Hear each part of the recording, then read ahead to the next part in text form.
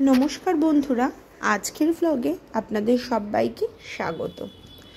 আমার সকালটা ঠিক শুরু হয় এভাবেই, এই গাছগুলোকে একটু জল দিয়ে তারপর চলে যাই হেঁসেলে। সকালবেলা চাটা না খেলে ঠিক কেমন লাগে, তাই না? তাই এখানে চা করে নিচ্ছি, আর চায়ের পরই আমি বসাবো আমার সারাদিনের টুকটাক যে রান্নাগুলো হবে, মানে বলতে পারেন দুপুরের খাবারটা। সকালবেলায় আমি পাঁপড়টা আগে ভেজে নিচ্ছি কড়াইতে, কারণ পাঁপড়টা ভাজার পরের রান্নাগুলো শুরু হবে। পাঁপড়গুলো ভাজা হয়ে যাবার পরে একটু ডিমের অমলেট বানিয়ে নেব। তাই এখানে পেঁয়াজ আর গোলমরিচের গুঁড়ো দিয়ে নুন দিয়ে ডিমটাকে ভালো করে ফেটিয়ে আমি তেলে দিয়ে দিলাম।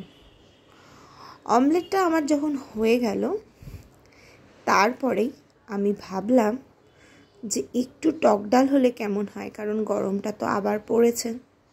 সেই জন্যই আমি কাঁচা আমগুলোকে কেটে ভালো করে ধুয়ে রাখলাম। কড়াইতে সর্ষের তেল দিয়ে সর্ষে আর শুকনো লঙ্কা ফোড়ন দিয়ে আমগুলোকে একটুখানি নুন হলুদ দিয়ে ভেজে নিচ্ছি, আর তারপর জল দিয়ে কিছুক্ষণ সময় মজতে দিচ্ছি। মানে একটুখানি নরম না হলে তো ভালো লাগে না, তাই না? তো তারপর আমি একটু জল দিয়ে ঢাকা দিয়ে রাখলাম।